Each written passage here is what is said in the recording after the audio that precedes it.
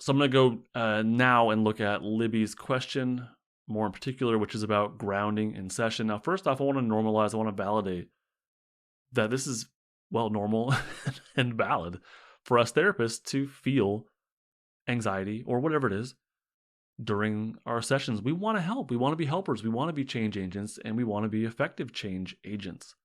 We want to be relevant for our clients in their lives. We want to provide a good service. We want to help people meet their goals. So we're excited. We have energy for this, hopefully. But we're excited about our role. We are excited about being helpers, being change agents.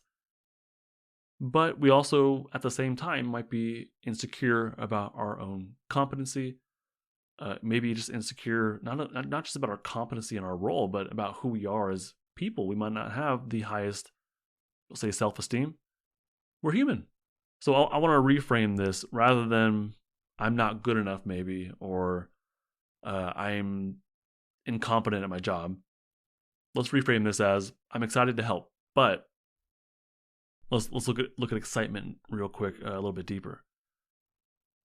Being excited, in my understanding, requires that we have access to our safety state. So we have that flight, fight energy. We're mobilized, but we have to have access to our safety state in order for that mobilized energy to feel like excitement. If we take the safety state off, if that's turned off, the vagal brake, again, polyvagal 101, you'll learn all about this stuff.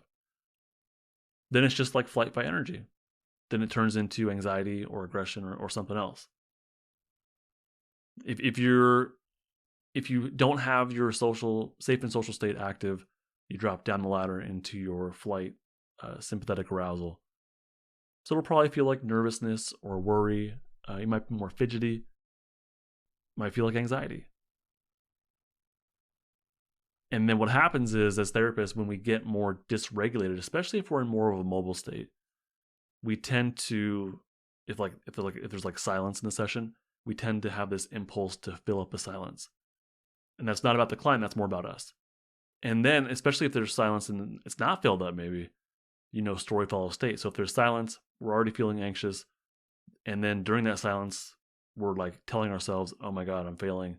The client knows I'm not doing a good job, or I'm incompetent or something like that. And they're going to walk out on me and I'm going to lose a client. And now I can't pay the rent. All this stuff's going to go through a therapist's mind, Story follows state, right? Story follows state. So the thoughts in our mind follow the state that we're in. If you're in a very anxious flight state, your thoughts are going to follow as well. And it's going to be more fearful, more anxious. And then it's going to feed back into your somatic self and just kind of keep it going. It's like a circular, like a loop. So deep breathing, like Libby said, that can be great. That can be great to slow your system down. When you inhale, you kick your heart rate up a little bit, but the exhale is where it actually slows down and the parasympathetic, the safety state, comes on. And that's what we want to do. Is when you do some deep breathing, fantastic. But if you slow down your breath on the way out, that can really help your whole body slow down. So that's a great idea, but mindfully do it. Really notice what it feels like to extend your exhale and for your body to kind of settle and slow. But beyond that, I mean, like, really, what works for you as an individual? Because I don't know, I feel very reluctant to say, hey, just do this and you're good. You need to be able to listen to what your body needs, and this is something that you should be practicing outside of session. Just identifying what brings you to safety or not.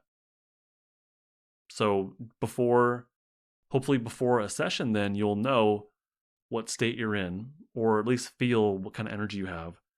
And then you'll know this technique helps me when I'm in this state to climb my polyvagal ladder.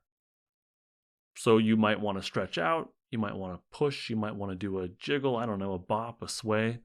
So for me, I've done the deep breathing before session, during session. Before session, I'll do things like stretching helps me out sometimes if I feel that.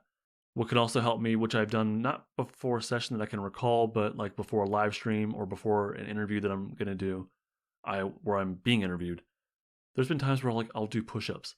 And it's not because, I want to make myself look bigger before before the interview, but it's like I just have that tension inside of me. My muscles are tense or my breathing is shallow. So I'll do something physical to kind of help relieve that. And that helps me out a lot. Or I'll do some stretching. Stretches have helped me out a lot.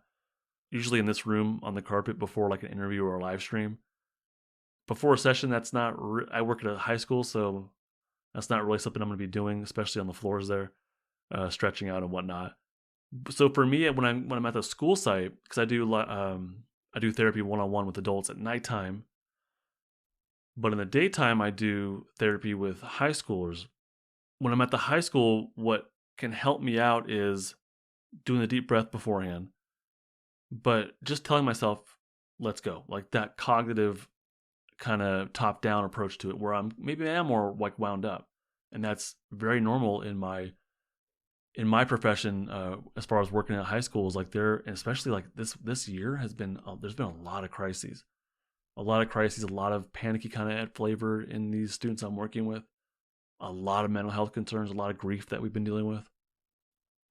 So for me, it's like I already have this amped energy to me pretty often, and so I don't want to slow that down necessarily. I'll tell myself, "Let's go. Let's use this energy for good," and that helps me kind of point it in the right direction. Having more energy before a session is not a bad thing.